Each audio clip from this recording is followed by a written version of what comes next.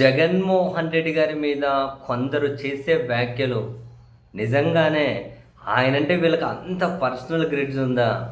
అంత ద్వేషం ఉందా? ఆయన మీద మాటలు మాట్లాడేటప్పుడు వీళ్ళకు తెలియకుండానే వీళ్ళ బాడీ, వీళ్ళ మనసు కంట్రోల్లో లేకుండా ఏదో ఆవహించేస్తుందా అని చెప్పి ఖచ్చితంగా అనిపించకమానదు. ఒకవైపు రాజకీయ ప్రత్యర్థులు తీవ్రంగా వ్యక్తిగతంగానే దూషిస్తున్నారు అంటే అది వాళ్ళ రాజకీయ ద్వేషంలో నుంచి చూడొచ్చేమో. చివరికి కొందరు అధికారులుగా పనిచేసిన వాళ్ళు ఇంకా పత్రికలు, టీవీ ఛానళ్ళు అంటే రాజకీయ పార్టీలకు మించి మరీ దూషిస్తూ ఉంటారు.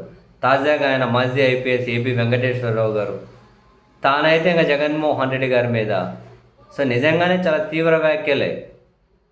బహుశా ఆయన ఏమైనా కనుక డాక్టర్ ప్రాక్టీస్ మొదలెట్టారేమో ఐపీఎస్ అయిపోగానే, ఇప్పుడు ఏమైనా డాక్టర్గా ప్రాక్టీస్ ఏమైనా చేస్తున్నారేమో తెలియదు. కానీ జగన్మోహన్ రెడ్డి గారికి ఏదో వింత మానసిక వ్యాధి ఉంది అని, ఆ వ్యాధి పేరు కానీ చెబుతున్నాడు, ఏదో అన్నాడు స్కిజోఫ్రీనియా అట, ఒక వ్యాధి ఉంది అని.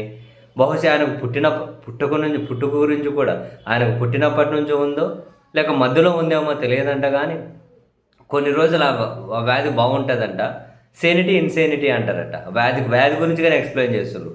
బహుశా మనం ఎక్కడైనా ఆసుపత్రికి పోతే మనకు ఏదైనా కనుక డిసీజ్ వస్తే దాని గురించి డాక్టర్లు చెబుతారు కదా, ఈయన కూడా డాక్టర్ ప్రాక్టీస్ మొదలుపెట్టినట్లున్నారు. మరి దానికి ఆ బోర్డు ఏం పెట్టుకున్నారో తెలియదు. కానీ ఆ వింత మానసిక వ్యాధి కొన్ని రోజులు బాగుంటుంది, కొన్ని రోజులు బాగుండదట. బాగున్నప్పుడు బెంగళూరులో కూర్చుంటారట, బాగలేని మొత్తం తలకెక్కిపోయిందంటే ఆ వింత మానసిక వ్యాధి ఆంధ్రప్రదేశ్కి వస్తారట. బాబోయ్, ఎంత పుట్టుకతోనే ఉంది అని వ్యాధి అని తలకెక్కితే ఆంధ్రప్రదేశ్కి వస్తారు. ఇంత పర్సనల్ గ్రిడ్జ్ ఉంటుందా? ఆ పర్సనల్ గ్రిడ్జ్ ఏ కోణంలో వస్తుంది? ఎందుకు ఇంతగానో ఒక మనిషిని ఇంత ద్వేషించచ్చా? వీళ్ళని చూసినప్పుడే తెలుస్తుంది. సరే, జగన్మోహన్ రెడ్డి గారికి 50 తెలియదు, కానీ మనిషిని అకారణంగా దూషించి ఇటువంటి వాళ్ళకి ఏది ఉందో బహుశా వాళ్ళే నిర్ధారించుకోవాలేమో. ఎందుకంటే మనం అంత డాక్టర్ ప్రాక్టీస్ మొదలెట్టలేదు కాబట్టి తెలియదు. ఏముందిలే, ఒక నిమిషం గూగుల్లో టైప్ చేసి కొన్ని వ్యాధుల పేర్లు తెలుస్తాయి, ఎవరికేం వ్యాధి ఉందో. దాన్ని బట్టి వాళ్ళ వాళ్ళు మాట్లాడే మాటలను బట్టి మనం ఒక అంచనాకు రావచ్చేమో. వెతికితే మనకు అవసరం లేదు కాబట్టి వెతకట్లేదు.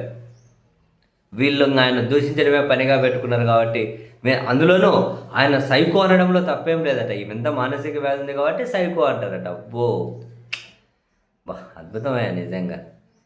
గొప్ప గొప్ప ఆఫీసర్లుగా ఎలా ఇంత గొప్ప మనస్తత్వం ఉండి, ఇంత గొప్పగా ఇంకొకరి మీద పర్సనల్ గ్రిడ్జ్ ఉండి ఎట్లయ్యా మీరు పనిచేసిన ఆ పోస్టులకు న్యాయం చేసి ఉంటారు? నిజంగా ఎట్లా న్యాయం చేసి ఉంటారు వీళ్ళు? ఎలాంటి న్యాయం చేసి ఉంటారు?